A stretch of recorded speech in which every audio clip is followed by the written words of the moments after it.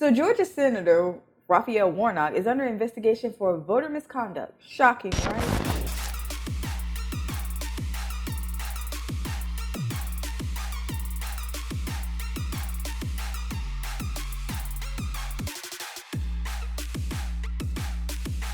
What's up, guys? Welcome back to another episode of the Marquita Show. I missed you guys as always. If you are not following, make sure to follow me on all of my social media. The links will be down in the description box. We go ham on TikTok. Like, look at that following. We are growing as a family. You need to come over because I post daily over there. So click the link in the description box for the link to my TikTok. But anyway, guys, so happy to be back with you and coming at you with another video. Now, as you may know, I am a Georgia resident, so I know all the tea in Georgia.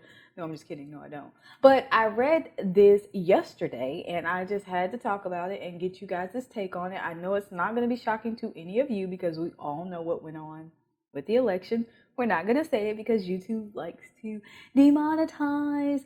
But anyway, so Raphael Warnock is now under investigation for voter misconduct. So I'm going to pull up the article. We're going to read a little bit from it and dissect it. So join me, guys. Okay, so we are on the Forbes website and it says Georgia Senator Warnock under investigation for voter registration misconduct. Now, I would like to let you guys know this is not from the past election. This is not from 2020. This is actually from 2019 when he was the chairman of the board for a organization called New Georgia Project, I think it is.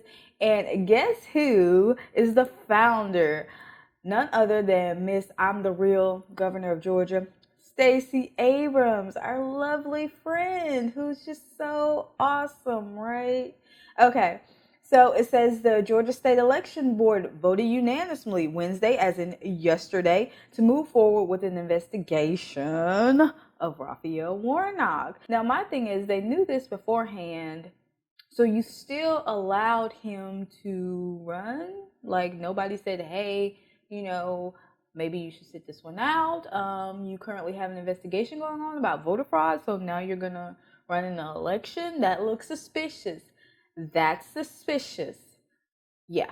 But, so it was founded by Stacey Abrams, and what they're alleging is they failed to turn in some voter registration forms in a timely manner. Not necessarily late, but they held them longer than 10 days.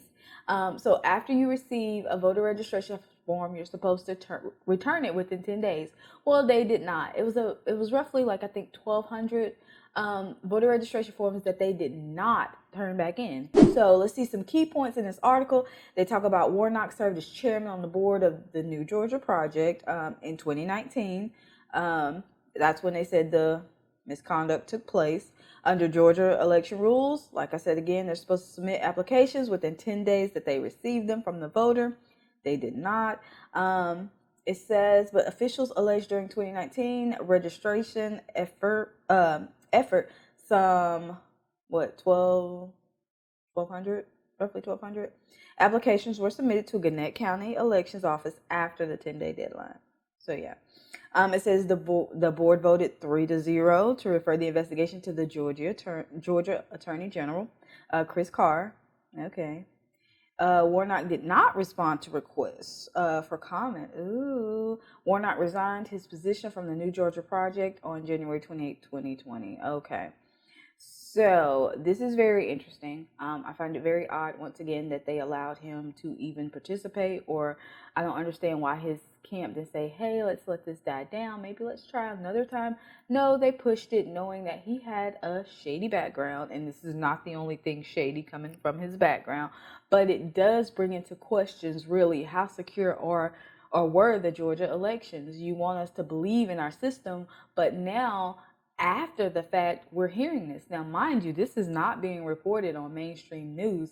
I think there's about 2 stories that come up when I type it into Google. Both are reliable sources. It's coming from Forbes and the AJC, which is the Atlanta Journal-Constitution. That is a publication here in Georgia, specifically Atlanta. So they're pretty reputable. So I find it very odd that nobody is talking about this. So a sitting senator is under investigation for misconduct. It's not fraud. That is not what I'm saying, just misconduct. But in another article that I read, that they were also alleging they were sending ballots to out of state people. I guess previous residents or current residents that currently resided outside of Georgia. So I think those allegations were in there, but they're not mentioned in this one. So I don't know how true that is. So I like to keep, on task and not put out false information. But I did read that, but I cannot substantiate that and say that it is included in this. So I just really find this is interesting. And if in case you didn't know, he was in the runoff because the general election was really, really close, like a small, narrow margin. So, and we all know that Stacey Abrams, with her sketchy history, she said she was cheated out of the Georgia governorship.